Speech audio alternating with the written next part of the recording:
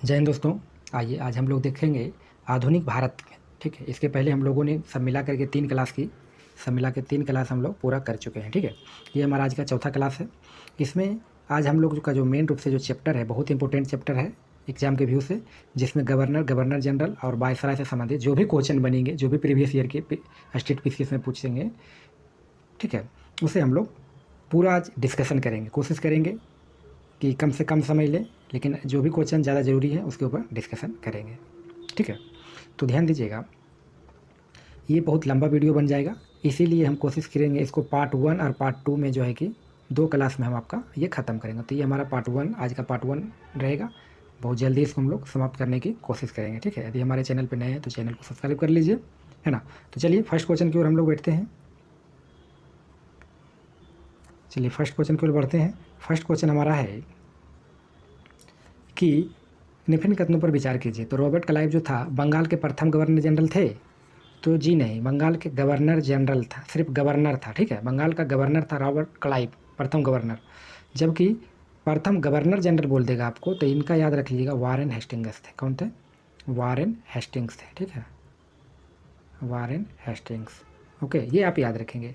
ये 1773 का एक रेगुलेटिंग एक्ट आता है, 1773 का एक रेगुलेटिंग एक्ट आता है। इसके तहत ही कहा गया कि बंगाल का जो भी गवर्नर होगा उसे अब गवर्नर जनरल कहा जाने लगेगा। ठीक है, तो 1773 के रेगुलेटिंग एक्ट के तहत आपका वारेन हेस्टिंग्स बंगाल का प्रथम गवर्नर जनरल बनते हैं और अंतिम बंगाल का गवर्नर। ठीक है, ऑप्शन नंबर 2 में भी हम लोग देख लेते हैं, विलियम बेटिंग भारत के प्रथम गवर्नर जनरल थे। जी बिल्कुल सही थे। ये पहले इनका शासन पीरियड देख लेते हैं, 1828 से 35। ये बहुत से काम किए थे, ठगी प्रथा है ना, बहुत से काम किए थे, पुलिस वुलिस सारे सुधार किए थे ये 1828 से 35। तो इनका हम लोग ध्यान दीजिएगा, 1828 से 35 है प्रथम गवर्नर जनरल। तो पहला क्या था? पहले बंगाल के गवर्नर थे। ठीक है, तो एक अधिनियम आता है, चार्टर अधिनियम 1833।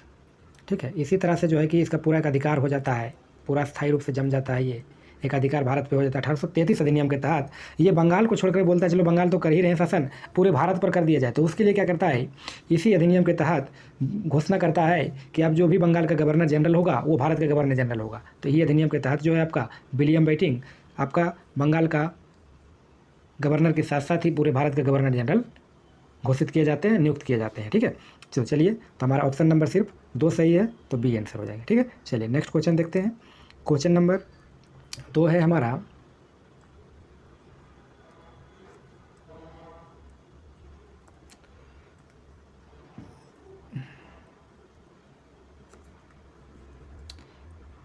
चलिए क्वेश्चन नंबर 2 है हमारा, भारत के प्रथम गवर्नर जनरल कौन है? तो देखिए ऑप्शन में नहीं है, अभी हम लोगों ने पढ़ा, तो इसका स्टार मार दीजिए, नहीं है को ऑप्शन में, वही विलियम बेटिंग हो जाएंगे। कौन हो जाएंगे? विलियम बेटिंग हो जाएंगे। ठीक है, चलिए नेक्स्ट क्वेश्चन हम लोग देख लेते हैं।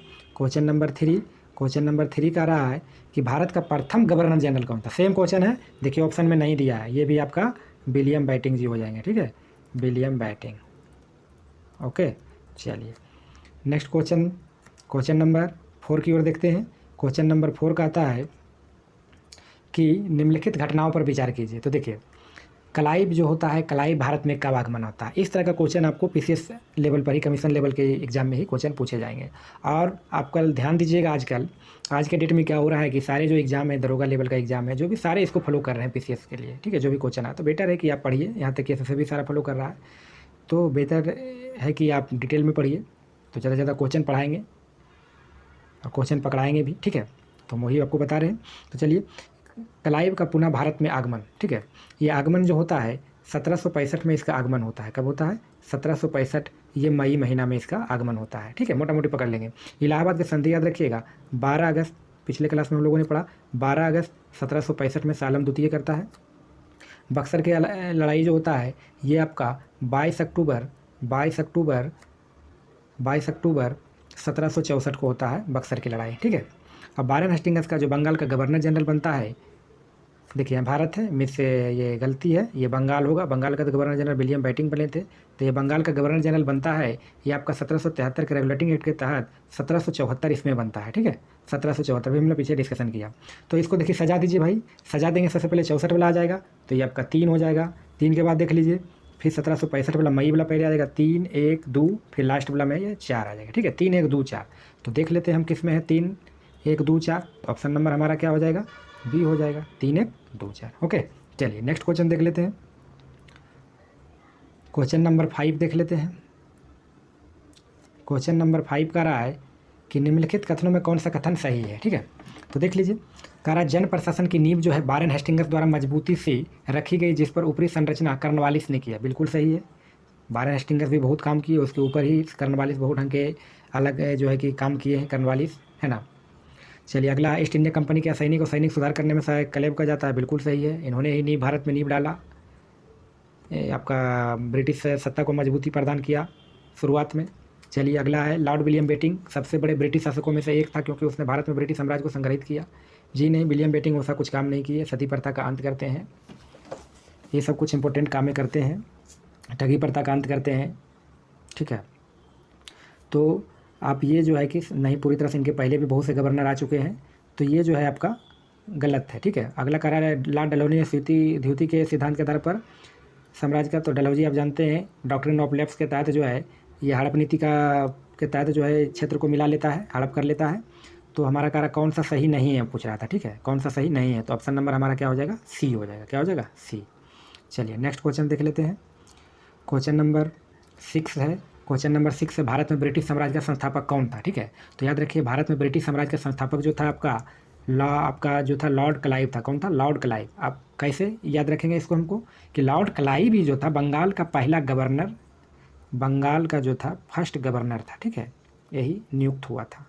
ठीक है, ये 1757 की प्लासी की लड़ाई आपको याद होगा, 1757 ईस्वी प्लासी की लड़ाई होता है 1757 में, और ये प्लासी की लड़ाई में जो है जीत जाता है। ठीक है, डेट यदि आपको पूछ देता है तो याद रखिएगा 23 जून, क्योंकि पीसीएस की तैयारी कर रहे हैं तो पूछ भी सकता है बहुत से एग्जाम में। 66 बीपीएससी में ये री एग्जाम में 2020 में पूछा गया है। तो इसी के साथ ही मेन रूप से संस्थापना इसका आपका ब्रिटिश की मेन रूप से नींव पड़ जाती है, अपना पैर जमान लेता है। ठीक है, मूल रूप से पूर्ण रूप से हो जाएगा तो 1764 में ये पूरी तरह पैर जमा लेता है। ठीक है, चलिए तो यहाँ कह रहा है संस्थापक माना जाएगा तो कौन हो जाएगा, लॉर्ड क्लाइव। वो भी युद्ध पूछ देगा तो प्लासी के युद्ध से ये हो जाएगा। ठीक है, चलिए नेक्स्ट क्वेश्चन देख लेते हैं। क्वेश्चन नंबर 7 है कि अंग्रेजों के विरुद्ध बनारस विद्रोह का नेतृत्व किसने किया था। अंग्रेजों के विरुद्ध जो था बनारस विद्रोह का नेतृत्व किसने किया था, तो आप याद रखेंगे ये जो था बनारस एक विद्रोह होता है, बनारस आपका यूपी में है, आप जानबे करते हैं, ये आपका राजा चेत सिंह किया था। ठीक है, इसमें क्या हुआ था कि ये जो आपका होता है 1781 ईस्वी में होता है, आप समझ गए होंगे। 1781 में जो था आपका उस समय गवर्नर जनरल जो था आपका वारेन हेस्टिंग्स था। कौन था, वारेन हेस्टिंग्स। पूछ सकता है क्वेश्चन, वारेन हेस्टिंग्स था, वारेन हेस्टिंग्स बोल सकते हैं, वारेन हेस्टिंग्स था। और इसको क्या करता है, इसको सेना को जो है कि ये राजा चेत सिंह इस ढंग से मारता है कि ये जो भागते हुए जो है कि यूपी के चुनार के किला में जाके छिप जाता है। ठीक है, कहाँ छिप जाता है, चुनार के किला में जाकर के ये छिप जाता है। इसका जितना भी सेना के साथ सब भाग जाता है, ऐसा ये बनारस का विद्रोह होता है। चलिए नेक्स्ट क्वेश्चन देख लेते हैं। क्वेश्चन नंबर 8 हो जाएगा। क्वेश्चन नंबर 8 है कि कलकत्ता में एशियाटिक सोसाइटी की स्थापना के समय बंगाल का गवर्नर जनरल कौन था। तो सबसे पहले देख लीजिए, एशियाटिक सोसाइटी की स्थापना जब होता है तो ये 1784 में होता है। इसकी स्थापना करते हैं सर विलियम जोन्स करते हैं। कौन करते हैं, सर विलियम जोन्स करते हैं। और आप इसमें याद रखिएगा कि 1784 के समय जो था आपका ये वारेन हेस्टिंग्स था। कौन था, वारेन हेस्टिंग्स था। क्या इसका पीरियड भी आप देख सकते हैं 1774 से लेकर के 85 में। ठीक है, बंगाल का अंतिम गवर्नर, प्रथम बंगाल का गवर्नर जनरल 1774 से 85 तक। ठीक है, चलिए नेक्स्ट क्वेश्चन देख लेते हैं। क्वेश्चन आपका नेक्स्ट है, सुरक्षा प्रकोष्ठ की नीति संबंधित है। तो सुरक्षा प्रकोष्ठ की नीति जो है ये अपनाया था आपका वारेन हेस्टिंग्स अपनाया था। याद रखिएगा जी, वारेन हेस्टिंग्स।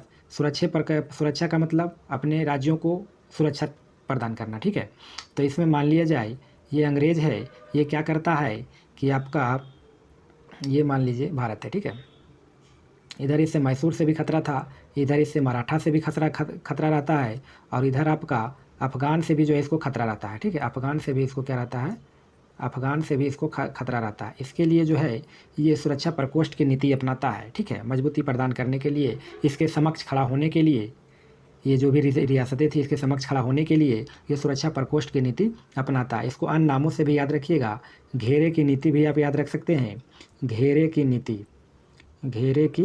नीति भी रहता है, क्वेश्चन में पूछ सकता है। रिंग फेंस के भी पूछ सकता है, इंग्लिश में भी दे सकता है, रिंग फेंस। ठीक है, यही घेरे की नीति हो गया। तो घेरे की नीति संबंधित है तो वारेन हेस्टिंग्स हो जाएगा। ठीक है, चलिए नेक्स्ट क्वेश्चन हम लोग देख लेते हैं। क्वेश्चन नंबर 10 देख लीजिए।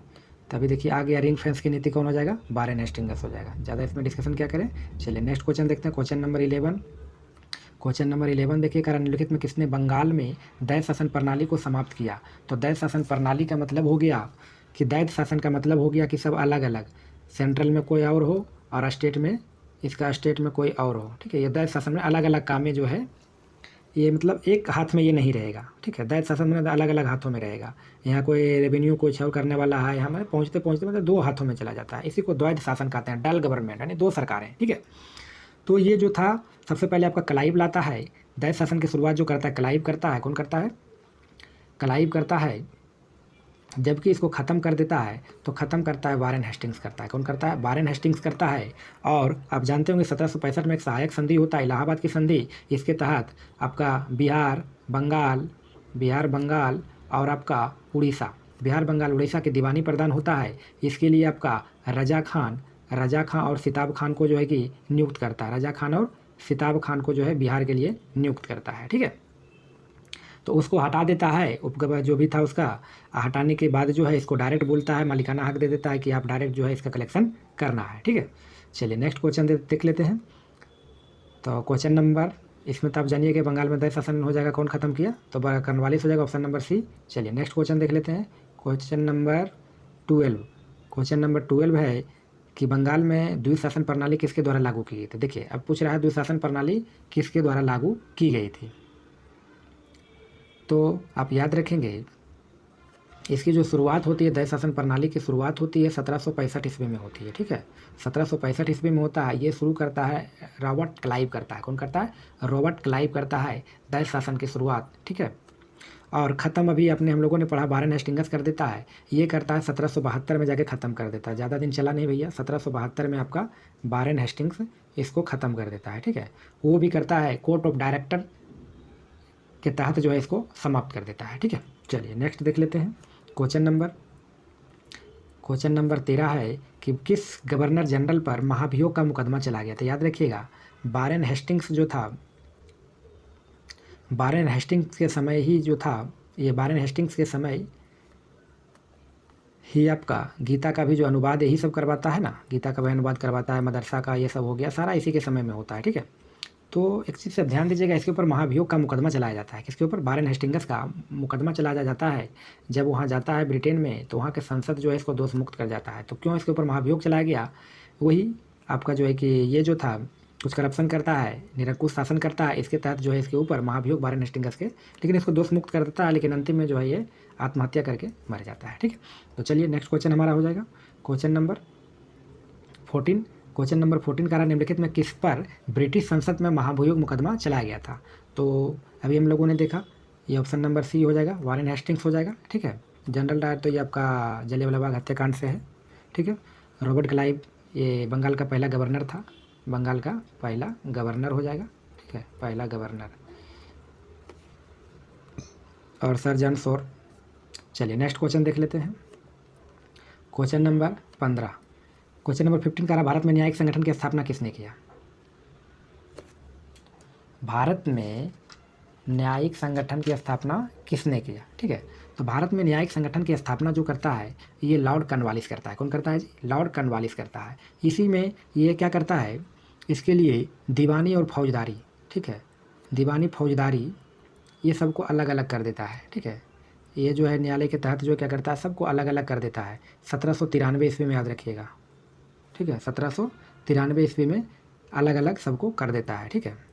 तो न्यायिक संगठन के जो होता है लॉर्ड कॉर्नवालिस के स्थापना करता है। कॉर्नवालिस कोड, कॉर्नवालिस संहिता भी बोल सकते हैं, ठीक है। न्याय को व्यवस्थित ढंग से बनाने के लिए आपका लॉर्ड कॉर्नवालिस 1793 ईस्वी में कॉर्नवालिस कोड की स्थापना करता है, ठीक है।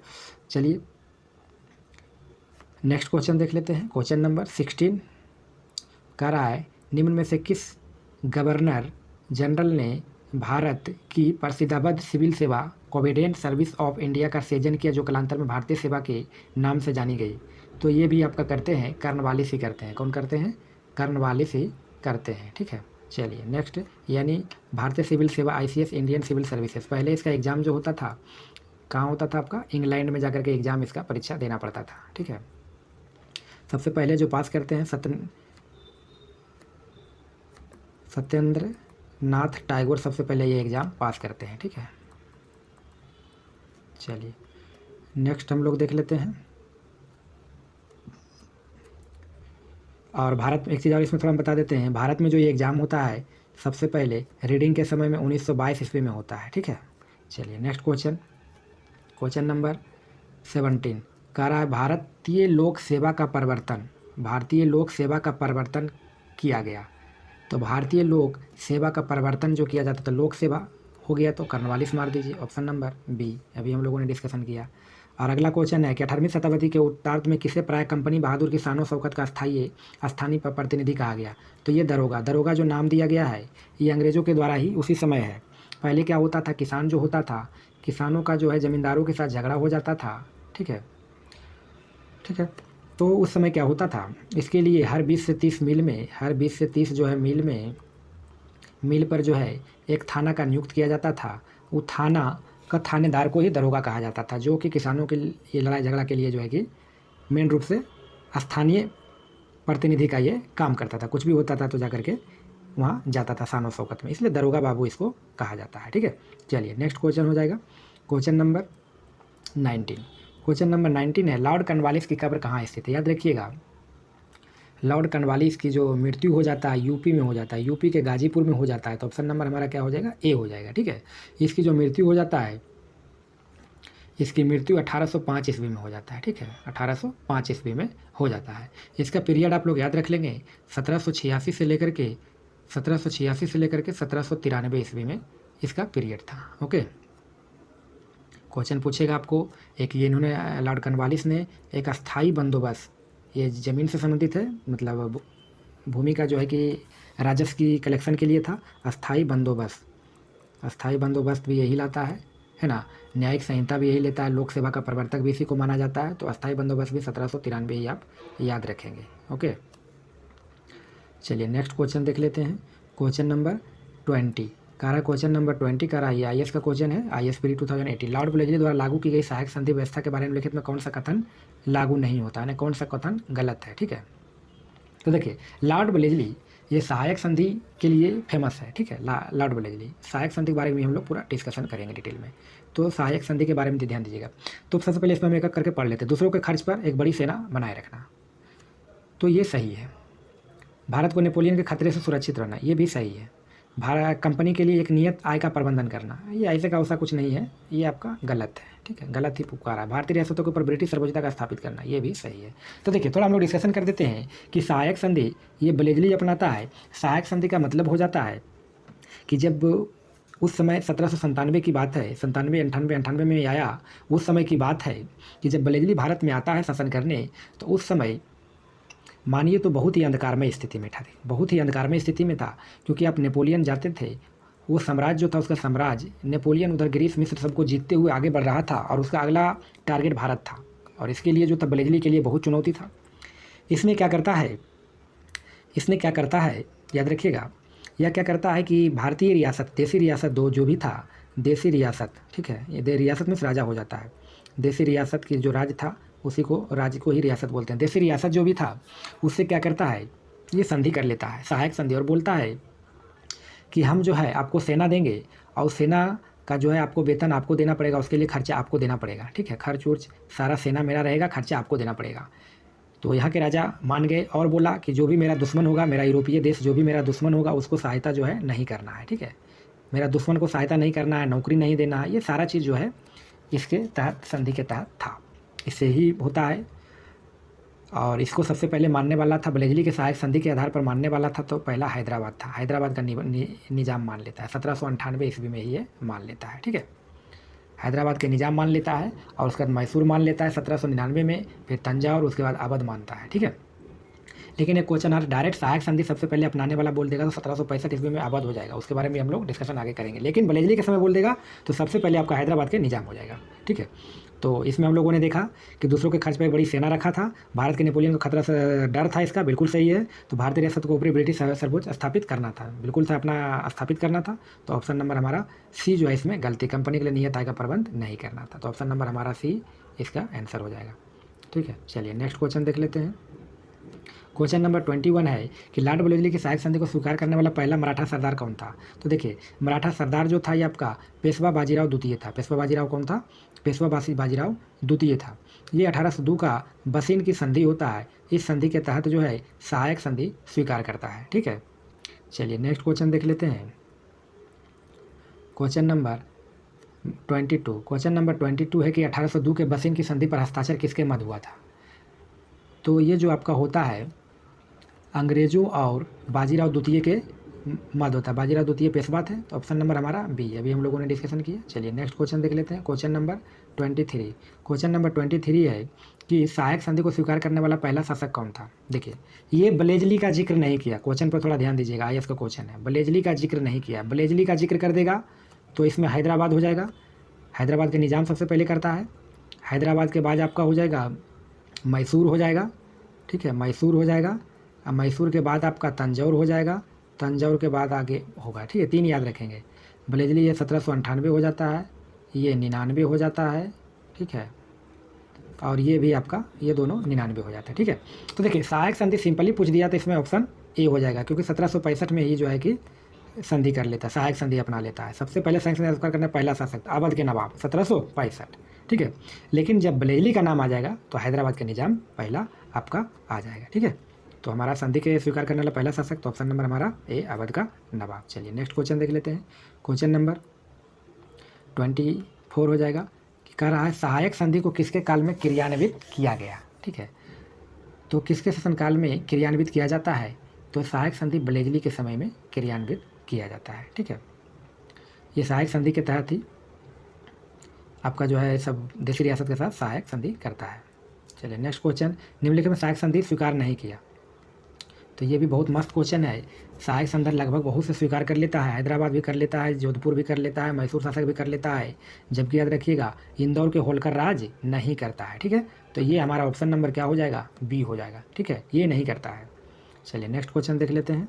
क्वेश्चन नंबर 26 है कि सहायक संधि व्यवस्था को स्वीकार करने वाला प्रथम भारतीय राज्य देशी रियासत कौन था। देखिए सहायक संधि व्यवस्था को स्वीकार करने वाला प्रथम भारतीय देशी रियासत तो हैदराबाद के क्या हो जाएगा, निज़ाम हो जाएगा। हैदराबाद के निज़ाम, ऑप्शन नंबर बी हो जाएगा।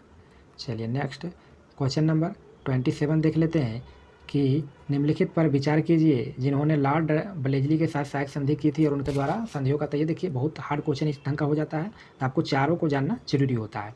तो देख लेते हैं हैदराबाद की जो होता है ये संधि के तहत हैदराबाद अभी हम लोगों ने डिस्कशन किया 1798, हैदराबाद 1798। मैसूर आपका हो जाता है 1799, इसका तंजौर भी हो जाता है। और उसके बाद अवध हो जाता है 1801, अवध 1801। ठीक है, और आपका ये सिंधिया भी जो है आपका यही आसपास में होता है। सिंधिया आपका 1804 में होता है। ठीक है, तो देख लीजिए, अब इसको सजा दीजिए और क्या 1 2 3 4 हो जाएगा। 1 2 3 4 देख लेते हैं ऑप्शन में 1 2 3 4 कौन सा है। तो ऑप्शन में देख लीजिए 1 2 3 4, 1 2 3 4 ऑप्शन नंबर ए। चलिए नेक्स्ट क्वेश्चन देख लेते हैं। भारतीय राज्यों पर अंग्रेजी प्रभुत्व स्थापित करने के लिए किसने प्रशासन में सहायक संधि प्रणाली, तो सीधा लॉर्ड डलहौजी मार दीजिए आँख मूंद के, सॉरी लॉर्ड बलेजली मार दीजिए आँख मूंद के। चलिए नेक्स्ट क्वेश्चन देख लेते हैं।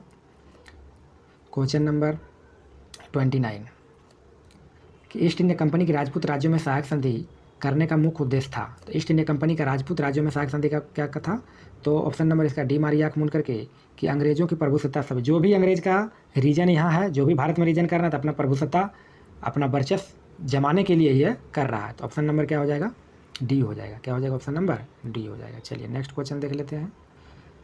क्वेश्चन नंबर नेक्स्ट है 30 है क्वेश्चन नंबर कि निम्नलिखित युग्मों में कौन सा सही सुमेलित नहीं है।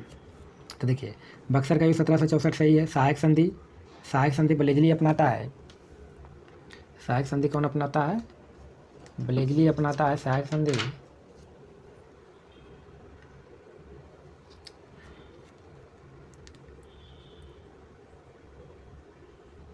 चलिए क्वेश्चन नंबर 30 देख लेते हैं कि इसमें कौन सम्मिलित नहीं है। तो देखिए 1764 में बक्सर का युद्ध होता है, सही है। 1800 सहायक संधि जो होता है बलेजली के समय में होता है ना, बलेजली के समय में होता है 1798 में होता है, ये गलत हो गया। अगला ईस्ट इंडिया कंपनी का एकाधिकार 1833 के बाद एकाधिकार होता है ईस्ट इंडिया कंपनी का, इस अधिनियम के तहत ही बंगाल का गवर्नर जनरल भारत का गवर्नर जनरल कहा जाने लगा। तो ब्रिटिश नागरिकों और कंपनियों के लिए भारत में व्यापार खोला जाना, ये भी सही था। इसी समय तो देखिए गलत कौन हो गया, तो गलत ऑप्शन नंबर बी होगा, तो यही हमारा आंसर हो जाएगा। चलिए थोड़ा इसके बारे में हम देख लेते हैं। डी नंबर ऑप्शन 1813 में ही जो है मिशनरी को यहाँ धर्म के प्रचार प्रसार करने के लिए छोड़ दे देता है, ईसाई मिशनरी को, ठीक है। ये भी क्वेश्चन आप याद रखेंगे। चलिए नेक्स्ट क्वेश्चन हम लोग देख लेते हैं। क्वेश्चन नंबर 31 कह रहा है उस समय जब नेपोलियन की शक्ति के स्थापना यूरोप में साम्राज्य धराशायी हो रहे तो नीचे गवर्नर जनरल ने किस भारत में ब्रिटिश का पताका फहराए रखी थी।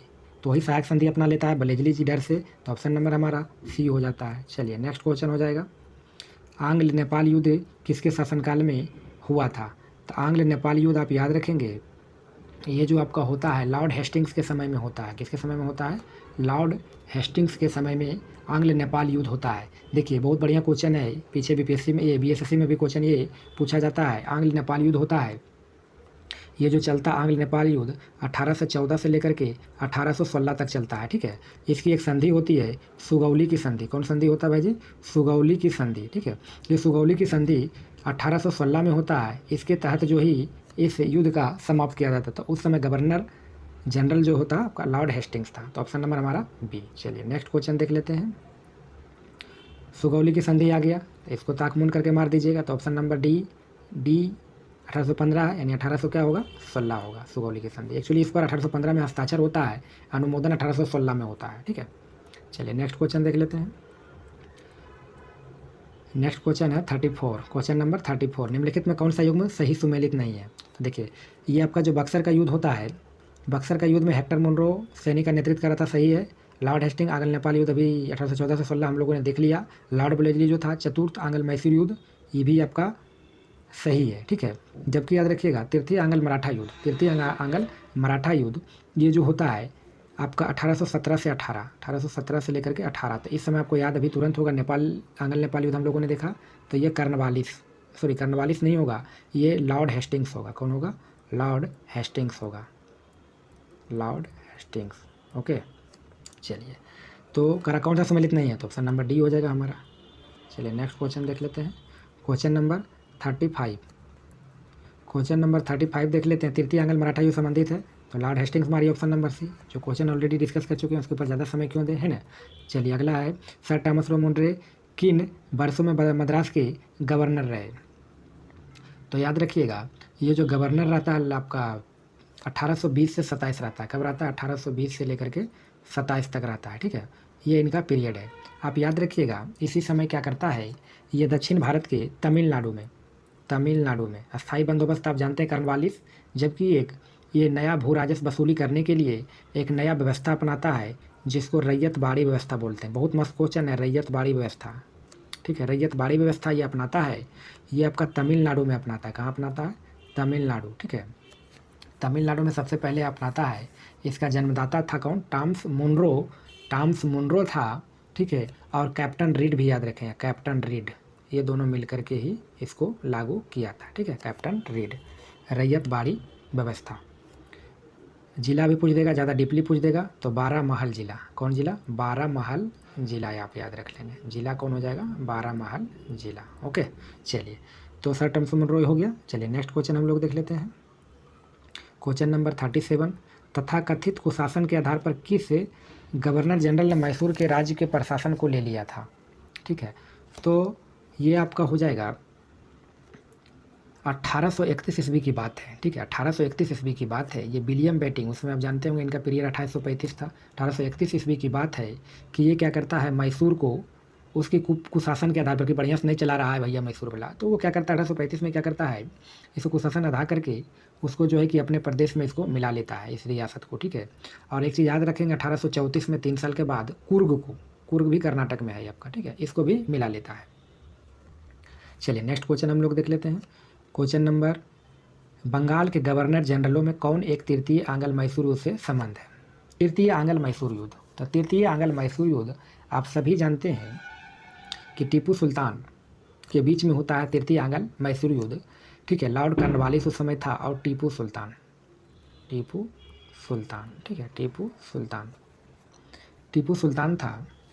ये जो युद्ध चलता है आंग्ल मैसूर, तृतीय आंग्ल मैसूर युद्ध 1790 से लेकर के 1792 में तक चलता है। 1790 से लेकर के 1792 में, याद रखेंगे 1792 तक चलता है। 1792 में ही आपका श्रीरंगपट्टनम की संधि होता है। श्रीरंगपट्टनम की क्या होता है? संधि होता है, ठीक है। श्रीरंगपट्टनम की संधि होता है और इस संधि के तहत ही जो ही है क्या करता है, ये आधा राज जो है टीपू सुल्तान कर्नवालिस को दे देता है, प्लस इसके जो भी सहयोगी राज्य था जैसे निजाम हो गया, मराठा हो गया, है ना, उसको बांट देता है। और इसके दोनों पुत्रों को क्या करता है, बंदी बना लेता है और करीब 3 करोड़ रुपया जो है 3 करोड़ रुपया जो है इसको देने को होता है। इसी आधार पर जो है उसको बंदी बना के वो रखता है दोनों बेटा को उसको, इस शर्त पर, ठीक है। तो हो गया, कौन हो जाएगा? कर्नवालिस हो जाएगा, ठीक है। चलिए नेक्स्ट क्वेश्चन देख लेते हैं। क्वेश्चन नंबर 39, ठगों के दमन में निम्नलिखित में कौन सा संबंध था? तो ठगों के दमन में जो था, ये करीब आपका ठगों के दमन की जो बात आपकी उठती है, ये करीब आपका विलियम बेंटिंक के समय की बात है। विलियम बेंटिंक, अब अभी हम लोगों ने डिस्कस पहले किया, विलियम बेंटिंक के समय की बात है कि उन्होंने ठगी प्रथा को बंद करता है, तो उसके लिए कैप्टन सलीमेन को नियुक्त करता है, ठीक है। और इसमें बहुत से ठगों को क्या करता है, किसी को फांसी की सज़ा दे देता है, तो किसी को जीवन का कारावास दे देता है, जीवन भर का उसको कारावास दे देता है ना, आजीवन कारावास। मूल रूप से जो होता है इसका मेन रूप से ये तो दमन करता है, ये 1837 इसमें पूरी तरह जो है इसको ठगों का दमन कर देता है। सती प्रथा, इससे विलियम बेंटिंक आ ही गया, तो सती प्रथा का भी अंत भी यही कर देते हैं, सती प्रथा, ठीक है। 1829 में कानून भी बना देता है ये, ठीक है, कानून बनाता है। और इनकी जो सहायता करते हैं राजा राम मोहन राय करते हैं, ठीक है, राजा राम मोहन राय, ठीक है, राजा राम मोहन राय करते हैं, ठीक है। चलिए, तो हम लोगों नेक्स्ट क्वेश्चन देखते हैं। क्वेश्चन नंबर 40, क्वेश्चन नंबर 40 है कि सती प्रथा गैर कानूनी किसने घोषित किया था? सीधे ऑप्शन बी मारिए, आंख मूंद के विलियम बेंटिंक। चलिए नेक्स्ट क्वेश्चन, इसमें यदि आपसे पूछ देता है तो 1829 मार दीजिए, ठीक है। चलिए नेक्स्ट क्वेश्चन देख लेते हैं। क्वेश्चन नंबर 33, विलियम बेंटिंक के द्वारा सती प्रथा किस वर्ष समाप्त किया गया? तभी हम लोगों ने डिस्कशन किया, 1829 राजा राम मोहन राय के सहयोग से वर्ष बंगाल में दासों को रोका गया। 44 का क्वेश्चन है कि किस वर्ष बंगाल में दासों को रोका गया, ठीक है। तो आपका ऑप्शन नंबर क्या हो जाएगा? बी हो जाएगा, 1789 ईस्वी में। चलिए नेक्स्ट क्वेश्चन देख लेते हैं। क्वेश्चन नंबर 45 है कि लॉर्ड डलहौजी द्वारा अवध का अंग्रेजी राज में निम्न में किस रीति से हुआ था? तो याद रखिएगा, अवध का नाम सुनिएगा तो ये जो करता है कुप्रशासन के कारण। थोड़ा आप इसके बारे में जानिएगा कि अवध को जो मिलाता है ये 1856 ईस्वी में मिला लेता है। उस समय वहाँ के शासक जो था, शासक आपका जो रहते हैं वाजिद अली शाह थे। कौन थे शासक? वाजिद अली शाह, ठीक है, वाजिद अली शाह थे, ठीक है। वाजिद अली शाह रहते हैं और वहाँ का जो कैप्टन था, कैप्टन आपका आउटरम था। कौन था कैप्टन? जेम्स आउटरम था, जेम्स आउटरम था, जेम्स आउटरम था। ये जेम्स आउटरम बोलता है कि ये जो वाजिद अली शाह है ये बढ़िया से शासन नहीं चला है, बहुत गंदा शासन चलाता है। इसके लिए क्या करता है, इसके बात पर रहते हुए डलहौजी क्या करता है, इसको कुप्रशासन के आधार पर इसको अपने साम्राज्य में मिला लेता है 1856 ईस्वी में। इसका विरोध भी होता है। आप जानते होंगे इनकी पत्नी, इनकी वाजिद अली शाह की पत्नी, वाजिद अली शाह की पत्नी थी बेगम हजरत महल, लखनऊ से, अवध का लखनऊ, बेगम हजरत महल। इसी को लेकर के जो था इन्होंने 1857 की क्रांति में वहाँ से नेतृत्व की, ठीक है, समझ गए। चलिए नेक्स्ट क्वेश्चन हम लोग देख लेते हैं। तो क्वेश्चन नंबर 46, बघात रियासत ब्रिटिश में विलय हुआ। तो बघात हो गया तो 1850। तो देखिए विलय, सबसे पहले विलय भी देख लेते हैं। तो डॉक्ट्रिन ऑफ लेफ्ट के तहत ये कहता है कि जो भी राज है वो उसका अपना पुत्र होगा तो आप जो है कि शासन चला सकते हैं, और बढ़िया कुशासन चलाइएगा तो उसके आधार पर भी हम राज्य को मिला लेंगे, ठीक है। 2 कंडीशन थे, और बहुत कंडीशन थे, लेकिन मेन रूप से इसी कंडीशन के आधार पर दोनों को ज़्यादा होता था, विलय करता था, ठीक है। तो इसमें क्या था कि यदि गोद लीजिएगा तो फिर आपका हड़प लेंगे हम, हड़प नीति के तहत। तो सबसे पहले आपका सतारा को इसी के आधार पर करता है। वहाँ का भी जो था पेशवा है ना, वो भी क्या करता है, इसी आधार पर जो है कि पूरा मराठा साम्राज्य का ही था, वो भी इसी के आधार पर गोद लिए हुए को ही बैठाता है। तो इसके आधार पर सबसे पहले सतारा को ही हड़प लेता है 1848 में, 1848 में सतारा को। फिर आपका 1849 में याद रखेंगे जैतपुर और संबलपुर को, जैतपुर और संबलपुर को, और संबलपुर को, जैतपुर और संबलपुर को क्या करता है, हड़प लेता है। उसके बाद बघात को 1850 में, बघात को 1850 में, क्योंकि डीपली में थोड़ा पढ़ना पड़ेगा सर, तब जाके क्वेश्चन आपको पकड़ाएंगे 1850 में। और आगे थोड़ा हम बढ़ते हैं तो झांसी याद रखिएगा, झांसी को 1854, इसके पहले उदयपुर को 52, मेन देख लेते हैं। अवध को 1856, अवध को 1856। आप झांसी के बारे में देखते होंगे तो इनके दामोदर जी थे, इनके पति, है ना, गंगा दामोदर, गंगाराव दामोदर। तो याद रखिएगा 1854 ईस्वी में इनके पास कोई जो था आपका कोई पुत्र नहीं हुआ, तो 2 साल के बाद इनके पति जो है डेथ कर जाते हैं, और झांसी की रानी जो क्या करती है, गोद ले लेती है। तो इस आधार पर अंग्रेज बोलता है भाई तुम ऐसे कैसे इसको राज चलाएगा, हम अपने मिला लेते हैं रानी जी। तो इसके लिए जो है ये भी 57 की क्रांति में ये क्या कर देते हैं, विद्रोह करते हैं। ठीक है, तो बघात वाला पूछ दिया क्वेश्चन, तो बी हो जाएगा हमारा आंसर 1850। चलिए, ब्रिटिश साम्राज्य में अवध कब मिला लेगा, तो अवध वाला भी क्वेश्चन आ गया 1856। झांसी 54, ये सब हो जाएगा, तो ऑप्शन नंबर हमारा डी हो जाएगा अवध। चलिए नेक्स्ट क्वेश्चन देख लेते हैं। आउटरम था उस समय, आउटरम याद रख लीजिएगा आप लोग। अवध के समय क्वेश्चन पूछता है, विलियम के सिद्धांत के तहत निम्नलिखित राज्यों के विलय पर विचार कीजिए और उनके कलाक्रम व्यवस्थित कीजिए। देखिए अभी तुरंत आ गया, सतारा सबसे पहले, सतारा के बाद बघात हो जाएगा, 1852 में यू हो जाएगा, 1854 में झांसी हो जाएगा, और सतारा आपका 1848 में सबसे पहले यही हुआ शिकार, बघात 1850 में। सॉरी याद दीजिए, और क्या 1 3 2 4 है किसी में, 1 3 सॉरी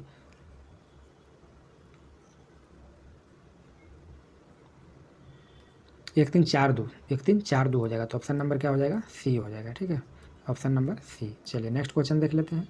क्वेश्चन नंबर 49, कारा निम्नलिखित युग्मों को सम्मिलित कीजिए। तो देखिए सतारा का ये विलय कितना होता है, 1848 में हो जाएगा सतारा का। पंजाब का ये अवध का देख लीजिए, अवध का सही है। झांसी का 54 55 मान लीजिए। कौन सम्मिलित है, तो देख लीजिए अवध ही मेन रूप से सम्मिलित है, तो ये 54 होना चाहिए, ये वाला भी 1854, तो ऑप्शन नंबर सी हो जाएगा। ठीक है, चलिए नेक्स्ट क्वेश्चन देख लेते हैं। निम्नलिखित में किसने विलय की नीति को नियोजित व क्रियान्वित किया, तो ये जो आपका करता है डलहौजी ही करता है, क्रियान्वित करता है, इसी के समय में होता है, तो ऑप्शन नंबर हमारा क्या हो जाएगा, सी। चलिए नेक्स्ट क्वेश्चन देख लेते हैं। क्वेश्चन नंबर 51 करा, ब्रिटिश द्वारा कुशासन का बहाना देकर निम्नलिखित प्रांतों में किसे एक शासक हटा दिया, तो यह बात हो ही जाएगा, और क्या ऑप्शन नंबर ये 1856 में वाजिद अली शाह थे, आउटरम के द्वारा लगाया दिया गया था। चलिए नेक्स्ट क्वेश्चन देख लेते हैं। भारत में ब्रिटिश शासन के द्वारा निम्नलिखित राजसी राज्यों के विलय के कारण पर विचार कीजिए। देखिए क्वेश्चन कैसा पूछ रहा है, देखिए 1848 कर दीजिए, जैतपुर संबलपुर 1849 कर दीजिए, और झांसी की बला हो गया तो 1854 कर दिए, अवध बोल देगा तो 56 हो जाएगा, 48 49 54, 3 2 1 है किसी में, 3 2 1, ऑप्शन नंबर सी हो जाएगा। चलिए नेक्स्ट क्वेश्चन देख लेते हैं। क्वेश्चन नंबर 53 कह रहा है कि लॉर्ड डलहौजी का विलय की नीति का प्रथम शिकार सतारा होता है, 1848 में होता है। हम लोगों ने डिस्कशन कर रखा है, तो इसको शॉर्ट में निकाल देता हूँ। चलिए नेक्स्ट क्वेश्चन, जेम्स एड्यूज रैमजे भारत के किस गवर्नर जनरल का वास्तविक नाम था, तो ये आपका जो था लॉर्ड डलहौजी का ये मूल नाम था। ठीक है, तो ऑप्शन नंबर क्या हो जाएगा, ए हो जाएगा। ठीक है, इसे अर्ल ऑफ डलहौजी भी कहा जाता है, अर्ल ऑफ डलहौजी भी कहा जाता है। ठीक है, इसका वास्तविक नाम जो था एंड्यूज ब्राउन रैमजे इसका मूल नाम था। ठीक है, चलिए नेक्स्ट क्वेश्चन देख लेते हैं। क्वेश्चन नंबर 55, अंग्रेजों द्वारा सिंध विजय संपन्न हुआ, तो सिंध विजय संपन्न होता है ये आपका एलन ब्रो के समय होता है, 1843 ईस्वी में होता है। ठीक है, 1843 ईस्वी में। इसी समय याद रखिएगा एलन ब्रो के समय में ही दास प्रथा का अंत होता है। दास प्रथा का क्या होता है, अंत होता है। दास मैंने जो गुलाम बना के रखता था उसका ये अंत कर देता है लॉर्ड एलन ब्रो। चलिए नेक्स्ट क्वेश्चन है, कारा सिंध पर ब्रिटिश ने कब्जा कब किया, तभी हम लोगों ने तुरंत पढ़ा, ऑप्शन नंबर ए एलन ब्रो के समय। चलिए नेक्स्ट क्वेश्चन, सिक्किम का भारत में विलय किया गया, तो 57 का कारा सिक्किम में भारत का विलय किया गया। तो सिक्किम भारत का विलय करता है, ये आपका कौन करता है, डलहौजी करता है। ठीक है, ऑप्शन नंबर सी हो जाएगा, डलहौजी करता है। ये बात है जैसे आपका हमारा, ठीक है, ये हमारा इंडिया है, ठीक है, और यहाँ पर बिहार है ना। तो यहाँ पे आप देखते होंगे नेपाल के ऊपर में ये छोटा सा हमारा सिक्किम है, क्या है ये, क्या है सिक्किम है ना। तो इसको क्या करता है, ये यहाँ पे 2 डॉक्टर जाता है, यूरोपियन डॉक्टर था, इसको ये बोला कि भाई इसके साथ तुम गलत किया है, दुर्व्यवहार किया है, तो उसके चलते हम क्या करेंगे, तुमको मिला लेंगे। सोचो कितना पागल लग रहा था डलहौजी, तो इसको भी जो है मिला लेता है, हालांकि संधि हो जाता है। तो ऑप्शन नंबर हमारा क्या हो जाएगा, 7 हो जाएगा सिक्किम के साथ। नेक्स्ट क्वेश्चन देख लेते हैं कि निम्नलिखित में कौन अवध का ब्रिटिश रेजिडेंट था जब अवध का ब्रिटिश साम्राज्य में विलय हो गई। ये हम लोगों ने पहले भी पढ़ चुका है कि जेम्स आउटरम था, यही उसके ऊपर ऐसा भला बुरा बोल दिया कि भाई कुछ न कुछ तो बोलो। ये सब अंग्रेज़ का चाल था कि बढ़िया से नहीं चला रहा है बाजिद अली शाह। उस समय बाजिद अली शाह थे अवध का 1856 में बाजिद अली शाह, ठीक है। बाजिद अली कौन था? शाह थे, ठीक। तो जेम्स आउटरम बढ़िया क्वेश्चन है। 1856 में डलहौजी ही था। डलहौजी के समय एक चीज़ और याद थोड़ा रखें, डलहौजी का नाम आ ही गया तो विधवा पुनर्विवाह का भी ये हुआ था। इसमें मसौदा सिर्फ ड्राफ्ट तैयार हुआ था विधवा पुनर्विवाह का, ठीक है, ईश्वरचंद विद्यासागर की सहायता से, लेकिन कार्यान्वित बोल रहा तो कैनिंग के समय हो जाएगा। चलिए नेक्स्ट क्वेश्चन देख लेते हैं। क्वेश्चन नंबर आज का लास्ट क्वेश्चन है पार्ट 1 का कि भारत में प्रथम रेलवे लाइन किस ब्रिटिश गवर्नर के समय बिछाई गई? तो आपका ये हो जाएगा, सॉरी, ये आपका डलहौजी के समय ही हो जाएगा। ऑप्शन नंबर 1 हो जाएगा। क्या हो जाएगा? डलहौजी के समय। डलहौजी ही जो है आपका रेलवे लाइन जो है प्रथम रेलवे जो चला था इसी के समय 1853 में चला था। मुंबई से थाने के बीच चला था, मुंबई से थाने के बीच चला था। ओके, तो चलिए दोस्तों, आशा करता हूँ आपको समझ में आया होगा मेरा सॉल्यूशन मैंने जो भी किया, क्योंकि ड्यूटी करने के दौरान तो ये सब पॉसिबल नहीं है। इसमें हम टाइम निकालते हैं और आपको जो है कि ऐसा वीडियो प्रोवाइड करने की कोशिश करता हूँ। आपको अच्छा लगा हो तो वीडियो को लाइक कर दें, शेयर कर दें, सब्सक्राइब करें, और जो भी आपको कुछ ऐसा क्वारी रहे, हमसे कोई गलती हो गई तो क्षमा करें। चलिए